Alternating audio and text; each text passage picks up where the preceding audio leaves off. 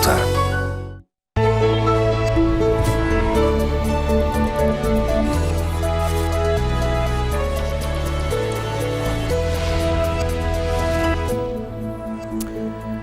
Olá, boa tarde. É um medo ou uma aversão que não são controláveis. Assim se definem as fobias. Vão desde as mais comuns, como por exemplo dos ratos ou até às alturas.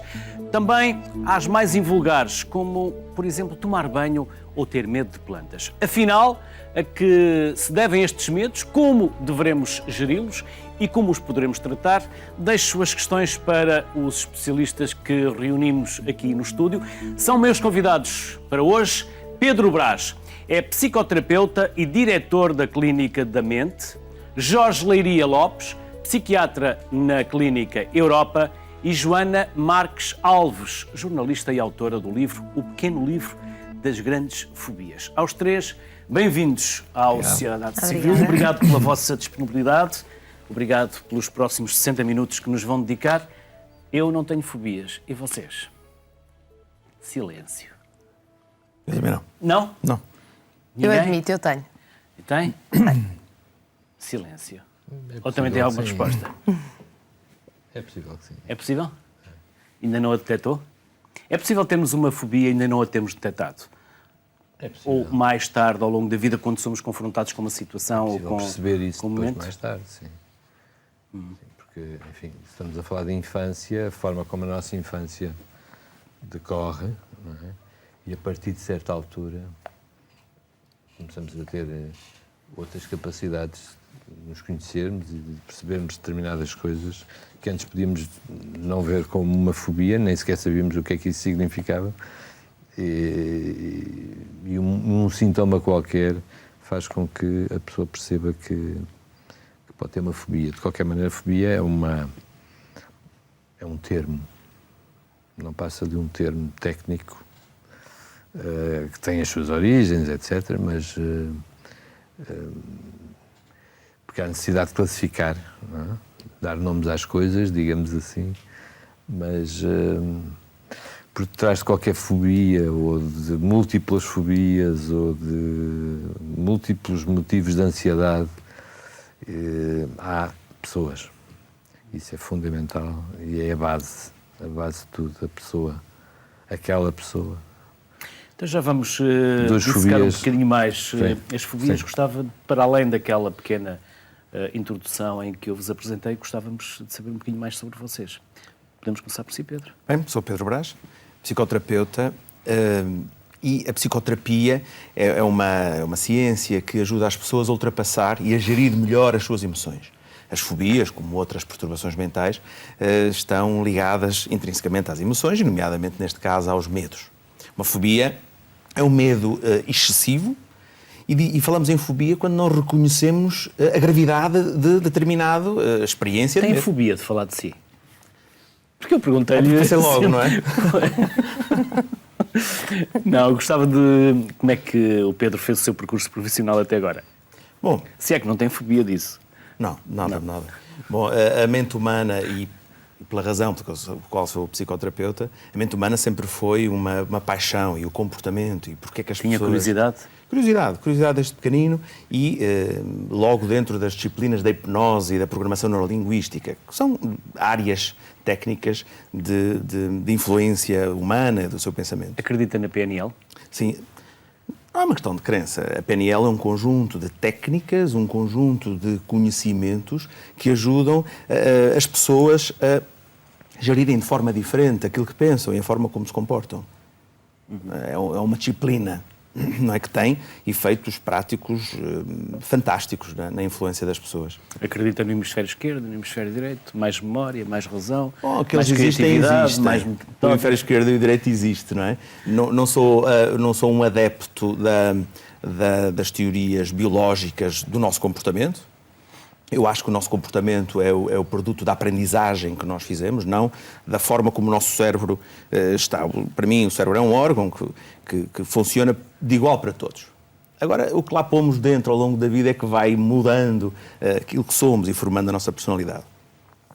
E foi esse fascínio pela mente Sim, este fascínio sobre o comportamento humano levou-me a tentasse perceber mais e com recurso a estas disciplinas, a hipnose, a PNL, começasse a querer ajudar as pessoas a ultrapassar as suas dificuldades, como as depressões, as fobias também, que estão aqui, mas as ansiedades, os ataques de pânico.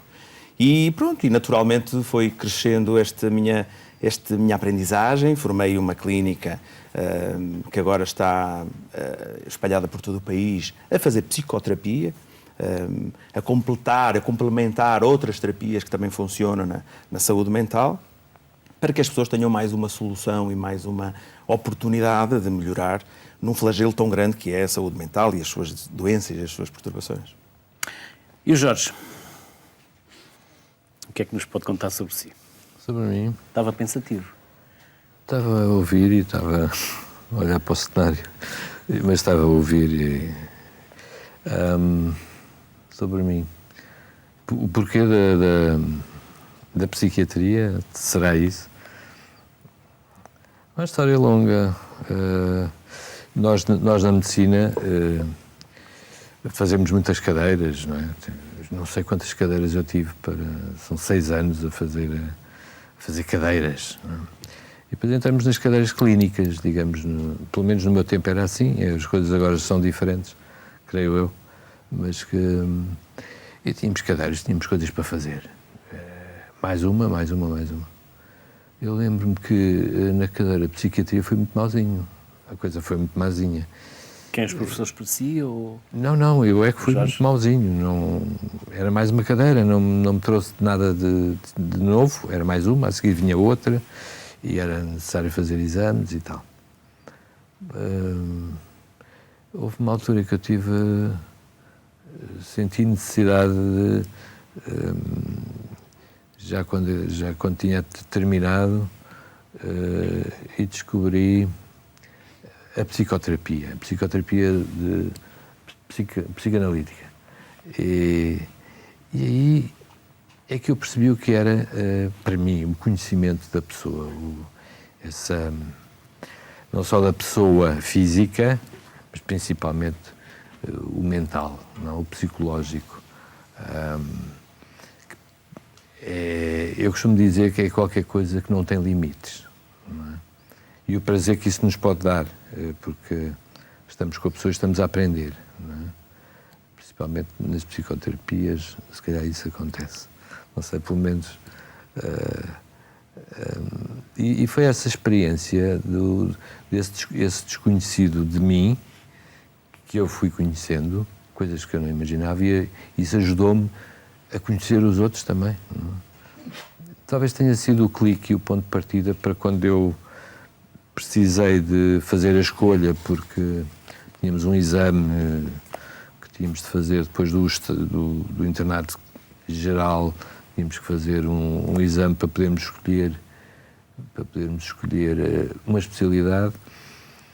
Eu ainda tinha uma nota relativamente boa e podia ter ido para cardiologia, podia ter ido medicina interna também, acho que era uma especialidade interessante porque abarca muita coisa, não é uma coisa fácil.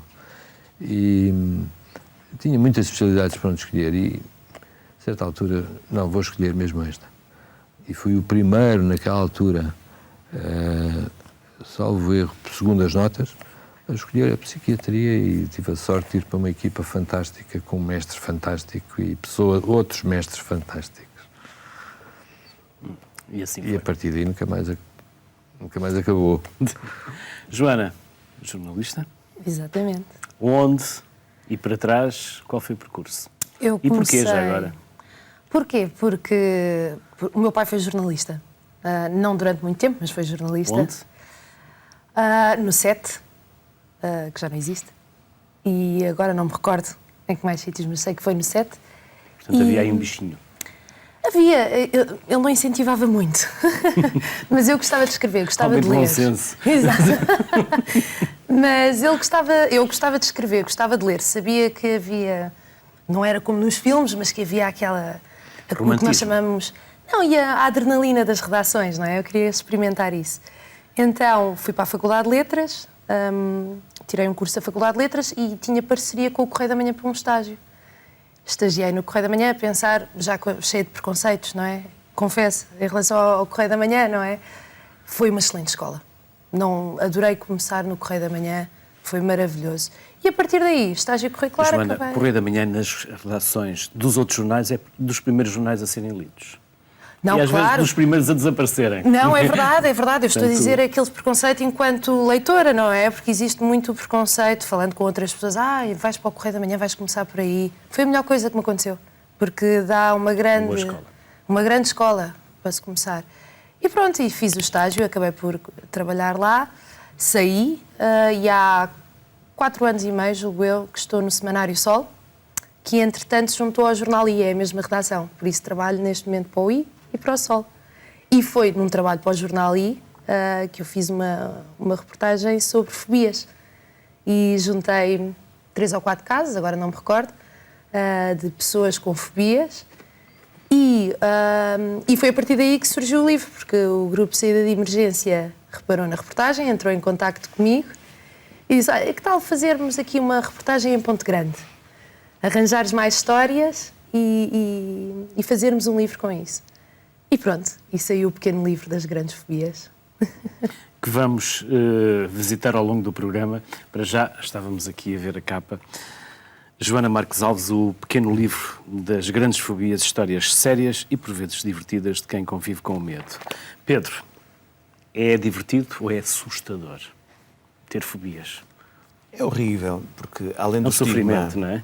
Além do estigma também social, pode ser uma paródia, porque há algumas que são verdadeiras paródias para quem vê. para quem assiste. Mas não para quem as sente. Para quem sente é horrível. A fobia... Quando se fala da palavra fobia, está-se a identificar um medo que nós não conhecemos e, normalmente, por situações, objetos ou pessoas que não oferecem medo, e por isso cria um grande estigma para quem sofre de se expor socialmente, porque é estranho alguém ter medo daquele objeto que, em princípio, não mete medo a ninguém. Não é? Portanto, as fobias, em termos sociais, criam um grande estigma. E as próprias pessoas que sofrem com medo extremo. Estamos aqui, e o medo extremo traz uma ansiedade elevadíssima que produz um mal-estar horrível. E há pessoas que limitam mesmo a sua vida por completo por causa, às vezes, de pequenas fobias. Há pequenas fobias que, como por exemplo, sair de casa, percebe? E que faz com que as pessoas estejam em casa e não saiam. Portanto, uma coisinha simples, não é? Um problema aparentemente simples, limita muitas vezes as pessoas numa condição extrema de isolamento. É brutal. Há pessoas que têm medo de conviver com as outras pessoas? Esse é o grande grupo da fobia, chamada a fobia social. A fobia social, não sendo uma fobia específica, a fobia específica é quando nós temos medo das aranhas, dos ratos, de alguns objetos ou animais. A fobia social é uma fobia complexa que inibe por completo a socialização das pessoas com os outros e é horrível, mas é o grande grupo dos principais medos também das pessoas que a limita mais. Jorge, a nossa cabeça alguma vez será um livro aberto? Ou é a última grande máquina que está por descobrir? É fascinante. E sabemos tão pouco dela? Não tem limites. Ou já sabemos o suficiente para percebermos a tanta dimensão? Coisa que eu gostaria de falar sobre isso e espero que não me levem a mal. Mas, de facto, o início da minha profissão e do contacto com a doença psicológica, doença mental, o que lhe quiserem chamar, doença nervosa. Depois tenho uma coisa curiosa que eu gostava de falar acerca disto, mas não me queria perder. A pergunta foi... Já me perdi. Se a nossa cabeça Sim. alguma vez será um livro aberto? Pronto. Ou cada cabeça é uma cabeça? Não. Cada cabeça é uma cabeça porque é uma pessoa. E devemos respeitar essa pessoa e olhar para ela como um ser único. Um ser único. 2 filhos não são iguais, 2 pais não são iguais, 2 irmãos não são iguais. Se forem, psicologicamente, algo está mal. Nos irmãos, por exemplo, algo estaria mal. Não é um livro aberto. nem sequer é aberto a nós. Mas é uma caixinha de surpresas? Sim, podemos ir abrindo a caixinha de surpresas. Ou é uma caixa de Pandora? Também. Também. Pode ser tudo. E mais alguma coisa? Não tem limites, na minha perspectiva. Não é? Enfim, vai havendo cada vez mais uma necessidade de fazer microcirurgia, não é? Da mente humana, do funcionamento da mente. Eu como sou dos antigos, comecei numa altura em que não se faziam taques, não é? E hoje em dia se fazem-se imensos... Mas é de uma altura em que provavelmente o médico olhava para o paciente e não tinha um computador ao lado onde perde, ou pelo menos gasta grande parte do seu tempo. Sim. E a arte sim. do médico está em observar. Está não só em observar, estar em sintonia com a pessoa, estar em sintonia, observar, claro que sim, perceber o que é que está para além de aquela linguagem não verbal, que às vezes é muito importante. É um conjunto da linguagem verbal, linguagem não verbal. Nós passamos mais tempo a comunicar calados do que a falar. Daí, neurolinguística. Calado. Quem é que dizia? Eu era um psicanalista que dizia até calado pode-se falar com as mãos. E há pessoas caladas que são verdadeiros poetas. Joana, eu não vou perguntar qual é a tua fobia, caso contrário, lá na redação, depois trucidam-te e pregam-te partidas. Exatamente. Mas alguma vez pensaste em atacar essa fobia? Ou essas fobias? Eu acho que faço como a maior parte das pessoas com quem falei para este livro, que é, tento contornar a coisa. Mas há um dia em que tens que... E esses dias são terríveis. Esses dias são terríveis. E tenho que pedir ajuda a muita gente. Vê lá o que é que vais dizer. Pois. Não deixes pistas, porque o pior que se pode fazer um jornalista é Exatamente. mistério e deixar pistas, não é? Porque ele Exatamente. depois vai à procura. Não, mas claro que a certa altura terei que confrontar isto, não é? Com frequência, mas a maior parte... Tens depois, a seguir ao programa, 2 especialistas. Exatamente. Mas até agora faço como a maior parte das pessoas com quem falei, que é tentam viver sem confrontar o estímulo fóbico. Ou seja, tentam fazer a sua vida contornando esse problema. Se é o que está mais certo ou não, bom, não sou a melhor pessoa para dizer, mas é o que a maior parte faz. Ao Pedro e ao Jorge, sim.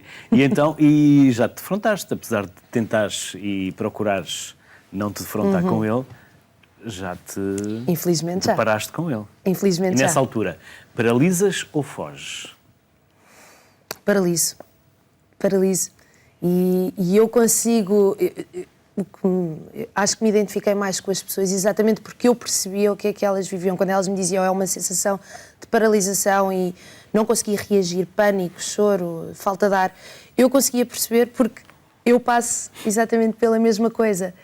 E é sufocante. Realmente, aí na capa nós falamos na parte mais divertida porque há realmente estímulos fóbicos que ninguém pensa, não é? Botões, anões, ninguém está à espera disso, não é?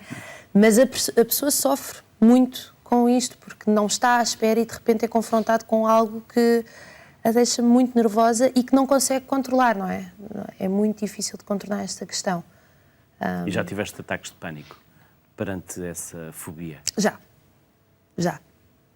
E gritaste por ajuda ou... Pânico, desatar a gritar, a chorar, falta de ar, uma coisa horrível, uma sensação, parecia que o coração ia sair do peito. É uma coisa terrível de se sentir, por isso é que eu acho que consegui perceber melhor essas pessoas exatamente por causa disso, por já ter sentido. Pedro e Jorge, o que se faz numa situação destas? Primeiro, perceber bem, porque é muito importante termos que perceber esta questão do que é o pânico. As pessoas confundem muito as fobias e o pânico, mas são duas coisas diferentes. Uma explicação simples é: eu posso ter medo intenso de um objeto, ou ter medo intenso do estado em que eu fico perante esse objeto. E aí está a grande diferença entre uma fobia específica ou o síndrome do pânico e o distúrbio distúrbio cíclico do pânico. Porque muitas vezes as pessoas dizem assim, eu vou, por exemplo, para o meio de uma cidade, eu não tenho medo dos elementos que lá estão, das ruas, das pessoas, ou no centro comercial, que é o mais comum, eu não tenho medo daqueles elementos, nenhum daqueles elementos separados, as pessoas ou os edifícios, me causam medo, tipo, há bocado estamos a falar dos anões, ou dos botões, ou das agulhas. Bom, isso são medos específicos. Então as pessoas dizem, eu não consigo ir para o meio da cidade, eu não consigo ir para um centro comercial, porque eu lá sinto-me mal. Isto aqui é diferente. As pessoas têm fobia de sentir-se mal. Nós dizemos que é medo de sentir o medo. Não é? E este é um padrão muito mais forte, que limita muitas pessoas e que as pessoas muitas vezes confundem com as fobias aos objetos ou às circunstâncias. E isso sim, este síndrome do pânico, este distúrbio é brutal e limita muito mais as pessoas que vivem. Mas tem tratamento, isso é que é importante e a esperança que nós podemos dar às pessoas tem tratamento. E o tratamento passa também, primeiro, por perceber porque é que as pessoas estão naquele estado e perceber todas as variações do seu próprio pensamento que gera estes medos, estes comportamentos. Jorge, há quem passe a vida a fugir do medo, ou desse medo. Porque o medo faz parte da condição humana. Faz parte da condição humana. Depois dá-nos até o bom senso. E a ansiedade. Por isso é que as crianças também vão lá pôr os dedos, pelo menos para experimentar, e depois quando aquilo causa dor, passam a ter medo a seguir. Ou pelo menos começam a perceber que aquilo não se faz. Já apanhei aqui tanta coisa que gostava de... Isto, no fundo, as fobias, eu não queria estar a falar muito sobre coisas técnicas, mas entra digamos, no âmbito da ansiedade, das perturbações da ansiedade. Falamos de fobias como se fosse uma coisa assim muito isolada, mas está relacionado com a ansiedade, que no fundo é aquela dor maior, não é? Que em certas situações nos leva a ir ao médico, não é? As pessoas aparecem porque alguma coisa aconteceu. Mas é importante destrinçar. Não sei se temos tempo. Porque, temos 40 minutos de programa, por isso temos tempo. Nestas coisas da ansiedade, e nomeadamente do pânico, e agora falamos do pânico, há necessidade, temos que ter algum cuidado em não facilitar, ou seja, há situações orgânicas, físicas, doenças, digamos assim, que podem despoletar, levar a situações destas. E há doenças que estão relacionadas, não é? Podem estar em comorbilidade relacionadas com situações de maior crise ou ataque de ansiedade. E temos de fazer essa destrinça e pôr de parte, perceber que de facto há coisas que não se justificam, que não são orgânicas, e daí até no tempo, ao longo do tempo, é uma coisa relativamente recente, esta coisa da fobia e da noção de fobia, ansiedade, angústia, é uma coisa relativamente recente ao longo do tempo, 100 anos para cá, as coisas têm-se falado mais, tem havido uma evolução muito grande, uma necessidade de classificar as coisas, de perceber melhor isto, não é? Após falar esta parte da ansiedade, que é preciso mais ou menos ansiedade, o ataque de pânico normalmente é muito característico, não sei se vale a pena falar, mas é dramático. É vivido até ao ponto de uma das coisas que é frequente sentir, a sensação de morte iminente. Portanto, não é só o desmaio, que é uma das outras coisas, por exemplo, numa outra patologia que é, salvo erro, o edema pulmonar agudo, que é a sensação de morte iminente também. Mas pode levar à morte? Pode... Em princípio não. Em princípio não. O ataque de pânico, por regra, não leva à morte. Não é? E é importante tranquilizarmos as pessoas nesse sentido. A não ser que a pessoa tome uma atitude que propicie essa... Desesperante ou... Mas pode haver ali um momento em que o coração para, pode haver ali um momento em que... Não. Mas esse é o grande medo das pessoas, não é? Na hipocondria até que isso gera medo de morrer. Mas não há histórias, não há histórico de alguém que tenha no meio do ataque de pânico. Que alguém desata a correr e cai no precipício. Raríssimo. Sim, não era por causa disso, foi por causa das circunstâncias. Vou dar um exemplo, sei lá, num estádio de futebol, não é? Estão dezenas de milhares de pessoas que vibram e que estão em altos níveis de ansiedade. No entanto, quantos é que naquele momento têm um infarto de miocárdio? Ou um acidente vascular cerebral, ou uma crise hipertensiva com uma hemorragia cerebral? É raríssimo essas situações acontecerem. Portanto, por regra, o ataque de pânico não leva à morte. Mas a sensação pode existir. E toda a gente acredita que está a morrer quando está a sentir. Exatamente, porque é o desfalecimento e depois são vários órgãos e é um sistema autonómico do sistema simpático. Simpático são aquelas coisas hormonais que automaticamente o nosso organismo faz com que o coração bata muito, a respiração aumente, os suores. Portanto, tudo isso são coisas provocadas por esses medos, essas ansiedades, por esses estados. São coisas automáticas em nós, assim como para o bem e para o mal. Neste caso, estávamos a falar de uma coisa desagradável, mas noutras situações, o facto de estarmos de cócoras e de repente levantamos-nos, há imediatamente uma resposta, é imediata, de um aumento da pressão arterial ligeiro que faz com que não haja essa falta de sangue no cérebro por momentos. Portanto, nós estamos muito bem feitos. Somos uma grande máquina. Somos uma grande máquina. A aerofobia ou simplesmente medo de voar é algo que atormenta muita gente. As notícias de tragédias de avião são informações que devem ser evitadas, até porque podem agravar estes sentimentos de aversão. Vamos ouvir a psicóloga Cristina Albuquerque. Era horrível, pensava que ia morrer. Sempre associei a ideia de avião à ideia de morte.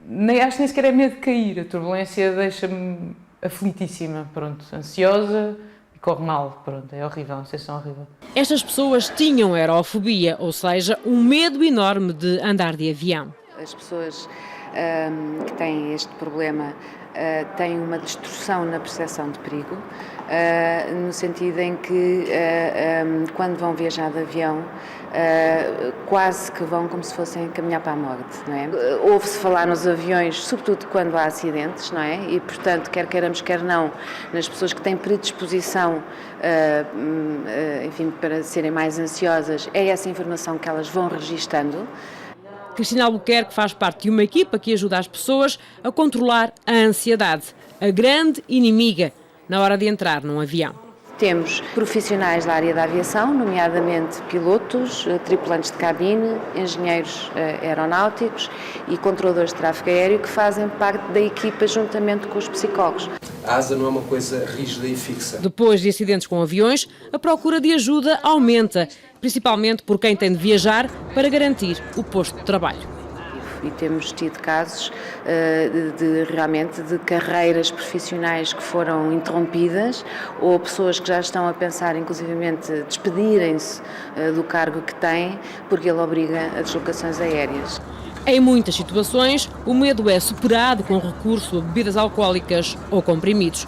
Mas não será este o método mais correto. Lembro-me de uma senhora, por exemplo, uma empresária no Porto, que chegava a tomar 11 Valiums para fazer um voo de Lisboa até Londres. Houve um voo para a Nova Zelândia que eu tomei um medicamento para dormir e que fez aquilo que se chama um efeito paradoxal, que é o efeito ao contrário. Pronto, em vez de me controlar a ansiedade, despoletou a ansiedade e tive um ataque de pânico. Na hora de viajar, retenha um conselho. É possível eu ir apanhar um avião e ter um acidente? Possível é, mas é altamente improvável. E, portanto, fazer esta distinção entre o possível e o provável é é muito importante as pessoas terem isto presente. Descontraia, aperte o cinto e boa viagem. Já lá vamos a esta e a outras fobias. Joana, no teu livro, o livro das grandes fobias, ao qual tu chamas pequeno, mas que não é pequeno, tu falas da Madalena Lobo, que é psicóloga clínica da Oficina de Psicologia, e ela diz que há diferentes abordagens. Ela fala mesmo em cerca de 100 abordagens distintas para as fobias. Recordas-te algumas? Recordas-te o que é que ela te deu numa entrevista e que tenha ficado? Bem, isto, o que ela me disse, a mensagem principal que eu retive foi que cada caso é um caso. Daí que este livro não é nem pretende ser um manual, nada que se pareça, e então o que eu fiz com ela foi exatamente dizer não se pode fazer qualquer tipo de diagnóstico sem ter a pessoa à nossa frente. Por isso, depende imenso do que aconteceu para trás. Se foi, por exemplo, uma fobia de cães, se foi porque uma pessoa foi mordida por um cão, se calhar é isso que vão ter que trabalhar, perceber se foi mesmo esse episódio ou não e depois uma aproximação entre a pessoa e o estímulo fóbico, por exemplo. Mas lá está, mas depois fobia a voar de avião, não é? Isso aí é mais difícil pôr a pessoa com o estímulo fóbico. Isso depois depende muito da fobia, da pessoa, de se já tinha outros problemas ou não. Cada caso é um caso, como ela me disse. Tinha aqui alguém que roubava comprimidos à avó? Sim. Sim. E era para voar também? Não. Essa pessoa acabou por desenvolver um quadro de ansiedade, uma coisa muito complexa, uma depressão profunda também. Essa pessoa começou muito nova, teve um episódio em que não conseguiu ir à casa de banho. Nervos. Exato, Sim. não conseguiu ir à casa de banho, muito nova, e acabou por, em público, não se controlar, e começou a ter pânico de estar em sítios onde não tinha uma casa de banho. E então fazia a sua vida consoante isso.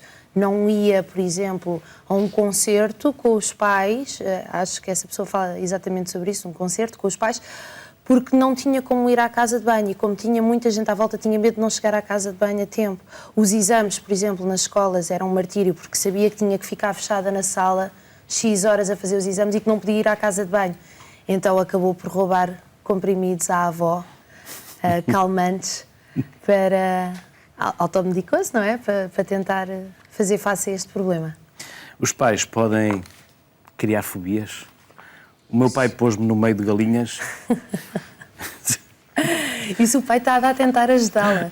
Mas às vezes os pais, ao forçar, se calhar não ajudam. Exato. Então vamos perguntar aqui também ao Pedro e ao Jorge, mas que caso era este? Isso é uma pessoa que tem fobia de galinhas. Aves em geral, mas as galinhas tinham ali um problema em particular com essa ave. E o pai achou que, que isto... Ela tinha que lidar com galinhas durante o curso. Sim. Portanto, sim. Não vamos adiantar mais. Sim. Aliás, o nome que está aqui é fictício, como dizes, não é? Exatamente. Mas tinha que lidar com galinhas durante o curso. Mas antes disso, na infância, o pai achou que... A tentar ajudá-la, não é? Que, se eu a puser no meio de galinhas, se calhar ela perde o medo. Então fechou-a numa capoeira. Ainda ficou pior. Mas, pois, não correu bem. Ela não lidou muito bem com isso. Pode ser à porrada, digamos assim, entre aspas, como este pai, que quis forçar a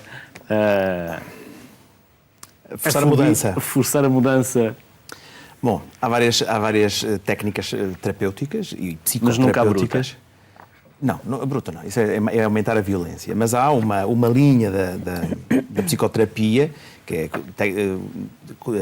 cognitiva ou comportamental, que é um pouco assim. Ou seja, se tu tens medo de galinhas, vais-te expondo aos pouquinhos até que consigas ressignificar a experiência e entendas a experiência de outra forma. Que afinal as galinhas não mordem. Que não mordem. Ora, Funciona, mas são técnicas dolorosas, porque é difícil fazer esta gestão, por muito bem que se faça, que o terapeuta ajude, mas é difícil, são sessões longas no tempo para que as pessoas se habituem ou aprendam outra coisa. Há bocado estávamos a ver ali aquele programa da TAP, não é? Do que estavam a aprender a deixar de perder o medo, e eles fazem com essas técnicas cognitiva ou comportamental, porque vamos explicar à pessoa que tem medo de avião todo o funcionamento, para que não haja dúvidas racionais sobre o avião em si, e depois comportamental, porque vamos entrar dentro do avião, o avião liga os motores, eles estão lá dentro, fechamos a porta, eles continuam lá dentro, assim, e lentamente espera-se que as pessoas se habituem a uma nova circunstância. Funciona, é verdade, mas é longa. As novas técnicas de psicoterapêutica já não vão por esta linha da exposição. Não é? Claro que o pai o que estava a fazer era um pouco isto, sem tirar nenhum curso, mas estava a fazer isso. Era, se ele tem medo de galinhas, vai lá dentro até que perca o medo. Às vezes até funciona, mas enfim, não é de todo mais indicado para essas situações. Jorge, há aqui um histórico, há uma imitação de comportamentos dos nossos pais. Há também alguma componente genética? Porque na prática as crianças imitam os pais. Podem imitar as fobias dos pais. Ou os medos dos pais. Pode haver uma imitação, mas não uma imitação em espelho, não é? Uhum. Igual a, vou fazer igual a. Até porque a criança, e há na evolução da criança, há muitas percepções diferentes. Aquilo que a criança, a forma como a criança vê, depois o adulto vai formular essas coisas de uma outra forma, mas não se lembra como é que viu quando tinha aquela idade, os 3 anos, ou os 4, ou os 2. Mas está lá. Mas está lá. Há coisas que podem ficar. Nós não nos lembramos, mas o bloqueio ficou lá. Mas que não tem necessariamente. Aquilo é traumático, não é? Nós sabemos que pode ser traumático, mas é a forma como é interpretado, a forma como é compreendido, a forma como a criança compreende aquilo, a forma como vive aquilo, que não quer dizer que tenha alguma coisa a ver com a realidade. Podem ser coisas completamente... São normalmente coisas... Há outras situações em que a pessoa se lembra de um episódio e muitas vezes vimos a saber que aquele episódio não se passou daquela forma. Porque a nossa memória também nos prega partidas. Não é só a memória. Ver se eu consigo explicar. É a forma como a vimos. A forma como a vimos. Não é? É como as palavras, não têm o significado que nós lhes damos. Tem o significado que os outros lhes dão. Exatamente. Não é? Acontece, já não é a primeira vez nem a segunda. Dizermos uma coisa a alguém numa consulta, não é? E essa pessoa interpreta à sua maneira. E na próxima consulta, ou 2, ou mais tarde, a pessoa vem dizer coisas que nós não dissemos. Mas ouviram aquilo. Interpretaram de uma forma... São coisas que são mecanismos inconscientes e...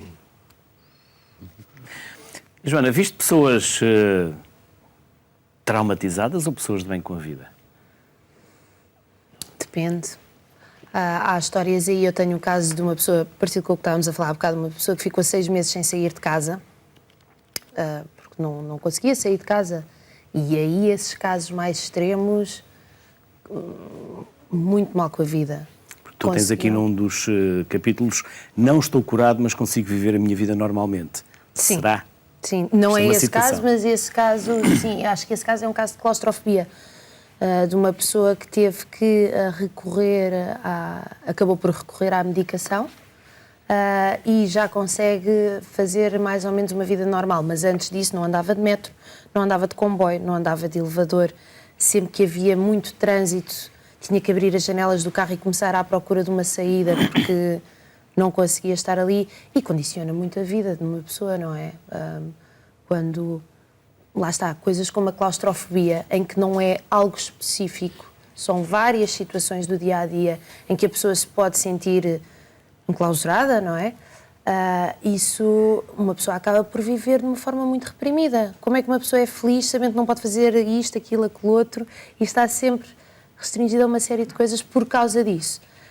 Nesse caso, a pessoa acabou por recorrer à medicação e sente que isso ajudou muito. Já consegue andar de elevador, andar de metro, comboio e já consegue viver normalmente. Mas claro, há aí pessoas que não estão de bem com a vida. Aos bocadinhos, procurando ajuda, estão a começar a conseguir viver melhor. Depois há outras que, como eu estava a dizer há bocado, que basicamente contornam o estímulo fóbico. Uma pessoa que tenha fobia de cobras e vive em Lisboa... Só se for ao Jardim Zoológico. Pois, lá está. Mas é fácil de evitar, não é? Uma pessoa que tenha fobia de ratos, é raro encontrar um rato, não é? Falamos de cobras e a Sandra, que está na língua gestual, há pouco, tu o viste, quando estávamos na caracterização, é o problema é a fobia da Sandra. Exato. Não e não Sandra? é assim tão incomum quanto isso. É normal. A Sandra está aqui atrás de nós. Nós temos linha de vista com a Sandra lá no ecrã. A Sandra aparece aqui em baixo. Mas a Sandra, vivendo em Lisboa, portanto, não tem propriamente o grande perigo de ativar essa fobia, não é? Sim, eu não falei com ela, mas presumo que seja Mas muito ouviste a fácil conversa. evitar. Sim, eu ouvi. E ficou prometido que falaríamos de cobras no programa, para ver como reagiria a Sandra. Não, mas acho que para uma pessoa que vive em Lisboa é muito fácil contornar isto, não é? É como o medo de ratos, uma pessoa que vive em Lisboa, quer dizer, pode encontrar ratos, não é? Mas, ou então, a pessoa que tem fobia de ratos, que eu tenho aí no livro, nem em desenhos animados consegue ver. Mas pronto, quer dizer, evita o desenho animado com os ratos, evita o livro com os ratos. Há umas que são realmente mais fáceis e as pessoas, não sinto, em certos casos, quando a fobia é muito específica e é fácil contornar, não sinto que vivam infelizes. Não sinto isso. Das histórias que me passaram, claro. Pedro, a hipnose é uma das formas de recuar, ir lá atrás, perceber onde está o problema e começar a resolvê-lo? Que terapias é que vocês aplicam? A hipnose, enfim, nós não utilizamos a hipnose. Na clínica e na psicoterapia que nós defendemos, não utilizamos a hipnose. A hipnose é apenas um estado de concentração em que as pessoas estão com o terapeuta e a partir daí desenvolve-se todo um trabalho. Portanto, não é muito correto estar a dizer que a hipnose trata. A hipnose é apenas um estado. Vamos imaginar que a hipnose é apenas uma anestesia que o cirurgião utiliza para poder abrir o corpo. Não é? Então, o interesse não é a anestesia, mas é a forma como se trabalha nisto. A psicoterapia oferece uma abordagem na busca das causas. E a busca das causas, é feita através do entendimento do que é que causou determinados problemas. Porque, o que é que eu quero dizer com isto? Que se eu não sei o que é que quero encontrar, eu nunca encontro. E então os modelos terapêuticos que existem dão esta linha orientadora ao terapeuta a dizer assim, se a pessoa que tem medo de avião, temos que encontrar estas causas. E normalmente as causas que afetam as pessoas, tanto nas fobias, nas depressões, nas ansiedades, são muito fáceis de encontrar numa conversa, se soubermos o que é que estamos a querer encontrar. As fobias têm uma particularidade, que é as fobias, como a grande parte das fobias a objetos nascem na infância, em experiências traumáticas da infância, quando as pessoas em adultas depois não se lembram o que é que aconteceu aos 3 anos ou aos 2 anos, porque nessa altura não tinham grande consciência de si e a memória vai-se perdendo nestes primeiros anos. Portanto, mas em todas as outras questões da saúde mental, quase sempre conversando, o psicoterapeuta conversando com as pessoas, consegue detectar quais os traumas. Porque o que é uma fobia, então? É apenas uma reação a um trauma do passado. É um nó no passado. É um trauma que não conseguiu ser gerido. Quando falamos em traumas, estamos a falar em experiências dolorosas, com emoções extremamente fortes, de raiva, neste caso de medo, em que as pessoas, quando vivem essas experiências, não as conseguem gerir bem. Ou é porque temos um ataque de pânico no meio de uma rua e não conseguimos gerir isso e ficamos com medo extremo de voltar a acontecer aquela circunstância. Ou porque quando somos crianças vem um palhaço na festa de aniversário, só que o palhaço com aquela com aquele gigantismo todo, com aquele ar tão louco, cria um medo extremo numa criança que não entende o que é que está ali a acontecer. O medo das galinhas é porque a galinha para uma criança de 3 anos parece uma avestruz para um adulto. É grande. Não é? E quando vemos uma galinha a correr, uma criança de 3 anos, é como se nós a corrêssemos à frente de uma avestruz. Logo, esta experiência traumática vivida por pessoas que, por várias razões, não conseguem gerir nem compreender o que é que está de facto a acontecer, enquanto não for gerida, enquanto não for entendida, enquanto não for ultrapassada, estas pessoas para sempre vão ter reações involuntárias. Involuntárias porquê? Porque eu reajo com ansiedade, reajo com medo, mesmo não querendo ter. Mas é involuntário, eu não controlo.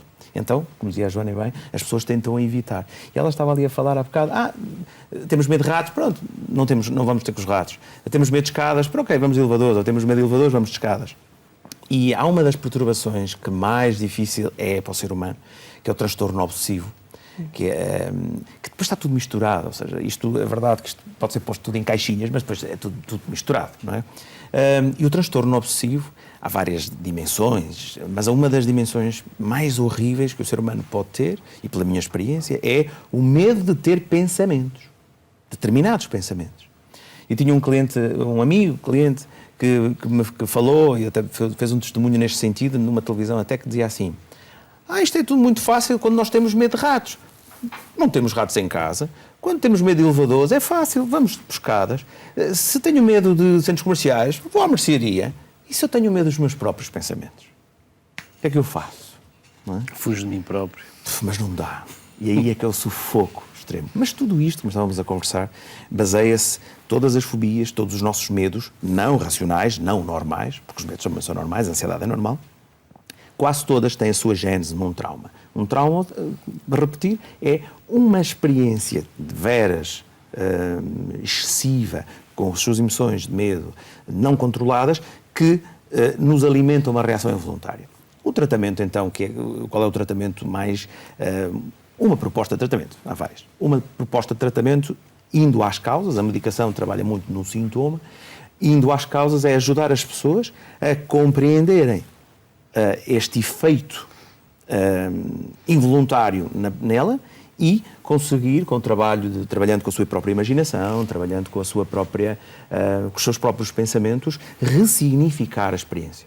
Para lhe dar um pequeno exemplo, espero não demorar muito tempo com isto, e às vezes até faço isso na brincadeira com os meus amigos, para perceberem bem, e depois podemos falar mais tarde no como é que a nossa mente funciona na reação ao trauma e depois como é que deixa de funcionar, mas uma forma muito interessante é quando as pessoas têm medo de aranhas, eu na brincadeira digo: como é que se tu fechares os olhos, vires uma aranha, como é que tu a vês? E as pessoas que têm fobia a aranhas dizem: ai, credo, é assim deste tamanho, assim, com umas patas assim, com uma boca assim.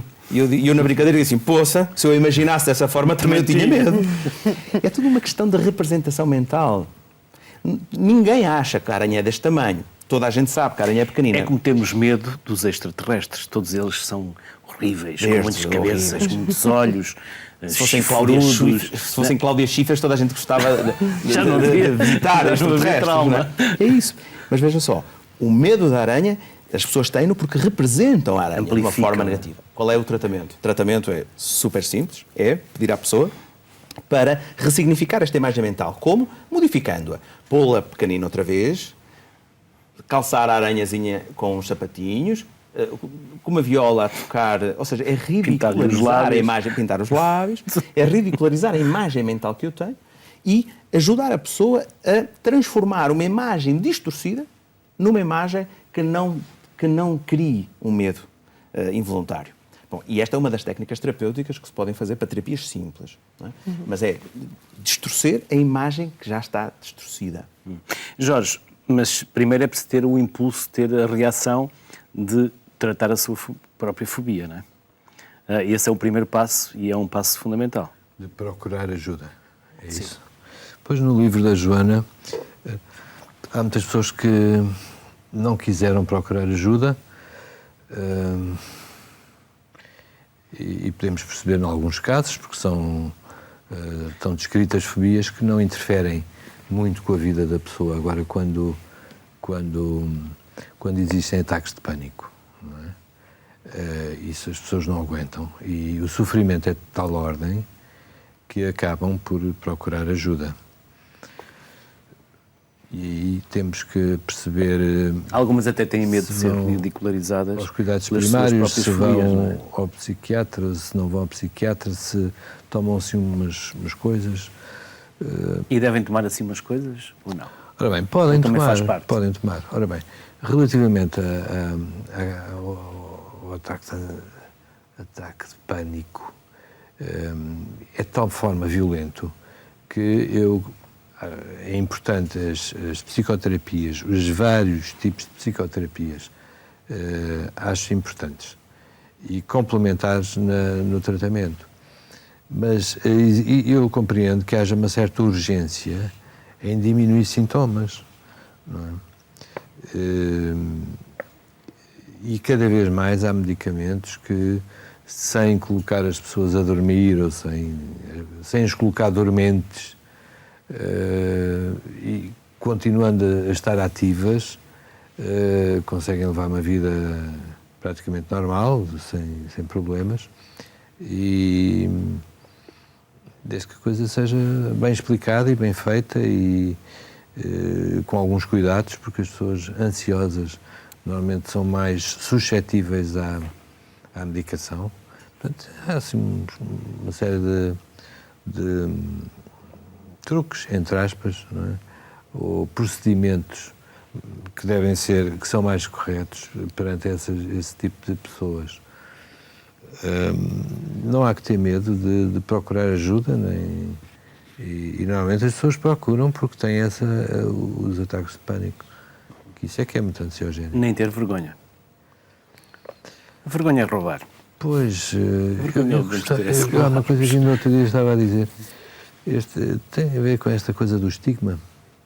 Continua a haver estigma da psiquiatria, por muito que se diga. Quando era o tempo das páginas amarelas, não sei se a Joana é do tempo das páginas amarelas, eram aqueles livros grandes e tal que tínhamos em casa, e eu lembro que vinha lá nos médicos, não é? O primeiro era o neurologista, não é? Neurologista, e entre parênteses dizia, salvo erro, doenças nervosas. Quando chegava ao psiquiatra, eram doenças mentais. Eu prefiro ter uma doença nervosa do que ter uma doença mental. Mas isto é uma coisa que é transversal a toda a psiquiatria. Eu tenho pena que em tantos anos que sou psiquiatra a evolução não tenha sido aquilo que eu esperava que fosse. Pelo menos ao ritmo que a tecnologia, a evolução da sociedade, etc., a democracia, tudo isso evoluiu. Parece que nesse aspecto ainda há muitos tabus relativamente à psiquiatria. Vamos ter com Jorge Alves, é neuropsicólogo e diretor do Centro Cérebro.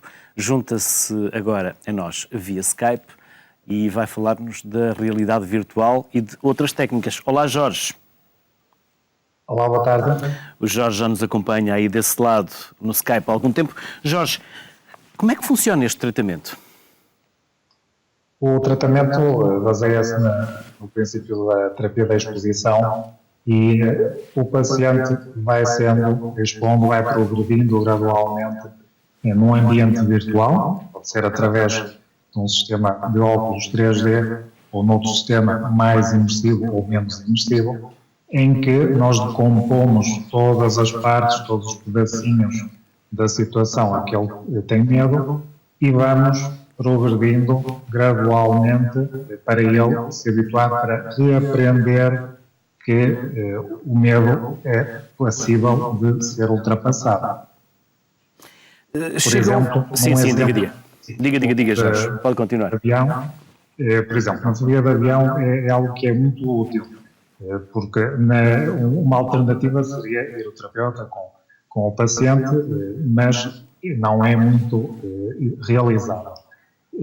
Neste sistema nós conseguimos decompor, imagina, podemos começar logo numa situação ou de casa ou no aeroporto e também depois colocar o paciente num avião, num modelo 3D de avião e ir modificando todas as variáveis, ok? Por exemplo, se existe chuva, se existe mau tempo, também turbulência, ok? Conseguimos simular ainda vários sons e movimentos. Tudo isto permite um grau de realismo e de imersão muito elevado, os pacientes assim o relatam, mas mais importante do que isso, podemos ir passo a passo e em cada momento ajustar às necessidades do paciente, algo que veja, tal como eu referia, na fobia de avião é muito importante, pois numa situação real nós não conseguimos parar o avião ou ir controlando todas as características. Não é? A alternativa, para além desta, seria em imaginação, o que perde muito em termos de eficácia por vezes. Jorge, chegam-vos mais adultos ou mais crianças e jovens? Sim, é muito de todas as faixas etárias, sendo que nas faixas mais jovens, crianças, por exemplo, há muita prevalência do designado medo escuro, por exemplo, e também nós temos uma cidade de ambientes, dos quais ambientes para trabalhar no medo escuro, ou seja, em quartos, seja em salas, em várias divisões da casa. E depois também em adultos surgem também muitas vezes o medo de elevadores, de espaços fechados, também andar de avião, também é uma situação que é bastante útil e procurada este tipo de tratamento. Okay, mas, mais uma vez, friso que a aplicabilidade é imensa a um vasto número de fobias, inclusivamente também a perturbação obsessiva-compulsiva, que representa também uma ferramenta muito útil.